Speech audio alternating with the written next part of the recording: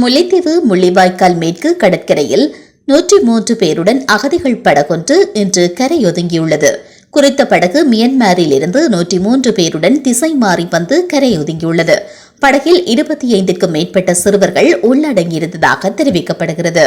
குறித்த அனைவரையும் மீட்டு கரைக்கு கொண்டுவரும் நடவடிக்கையில் முல்லைத்தீவு மீனவர் சங்கத்தினர், கடற்படையினர், ராணுவத்தினர், போலீசார் ஈடுபட்டனர். படகில் இருப்பவர்களுக்கு உணவுகள், உலருணவுகளை முல்லைத்தீவு மீனவர் சங்கத்தினர் வழங்கியுள்ளனர்.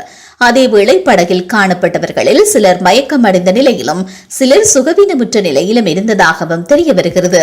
இவர்களை நேரில் சென்று முல்லைத்தீவு மாவட்ட சுகாதார வைத்திய அதிகாரி மற்றும் மாவட்ட கடற்தொழில் நீரியல் வள திணைக்களத்தின் பிரதி பணிப்பாளர், கடற்படையினர், பாராளுமன்ற உறுப்பினர் துரைராசா ரவிகரன், ஊடகவியலாளர்கள் உள்ளிட்டவர்கள் பார்வையிட்டு நிலைமைகள் தொடர்பில் ஆராய்ந்தனர்.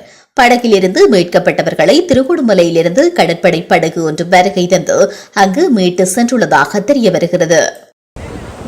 நான் முள்ளிவாய்க்கால் மேற்கு பலமாதி கடற்படை கூட்டுறவு சங்கத்தின் தலைவர் ஆமநாச்சிவரேந்திரன். நாங்கள் கடற்கரையில் நிறைய தொழில் செய்து கொண்டு இருக்க முடிய போட்டுகள் கடலுக்கு போனது போய்விறக்க இந்த வல்லம் அப்படி அடைஞ்சு வந்து கொண்டு இருக்குது. நிறைய எங்கள் அதில் பக்கத்தில் போய் பார்த்துருக்கோம். ஆக்களுக்கு சரியான ஒரு கவலைக்கிறது நிலையாக. அப்போ அந்த வகையில் இந்த போட்டுக்காரர்கள் எல்லாரும் கிளியர் ஆக்கி விசாரித்து கொண்டு வந்து எங்களுக்கு இந்த சங்கத்துக்கு அறிவித்த உடனே நாங்கள் ஏலக்குடியோகம் முதல் அந்தந்த தரப்புகளுக்கு அறிவிக்கிறாங்க. மீன்பிடி திணைக்களம், போலீஸ், கிராம சேவலர், பாராளுமன்ற உறுப்பினர்கள் எல்லாருக்கும் ஏலக்குடியோகம் அறிவிக்கிறாங்க. அறிவித்ததில் எல்லாரும் கூடிய வந்து கண்டித வண்டு சாப்பாடுகள் அந்த விஷயங்களை நாங்கள் செய்து கொண்டு இருக்கிறோம். அவன் அனுமதி எங்களுக்கு கிடைச்ச உடனே ஆக்களை முடிவை பார்ப்போம். மியான்மர் ரோஹினியா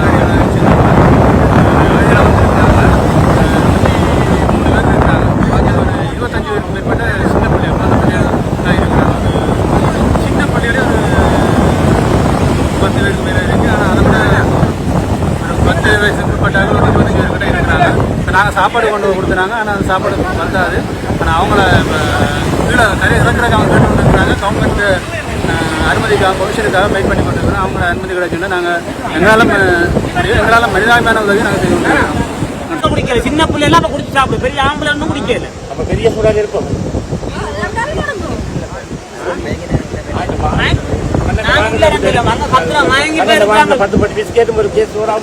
அவங்க மொழி 10 பேர் கூட மாறி நாய் வந்து ஆணி வந்தா மொழி தெரியும். அவன் காட்டுக்காட்சி ஆக்கமா கிடைக்கிறாங்க. யாரும் தெரியும், எங்களுக்கே தெரியும். அவன் வந்தாலும் ஒரு மொழி தெரியும். அவங்களுக்கு இங்கிலீஷ் தெரியும்.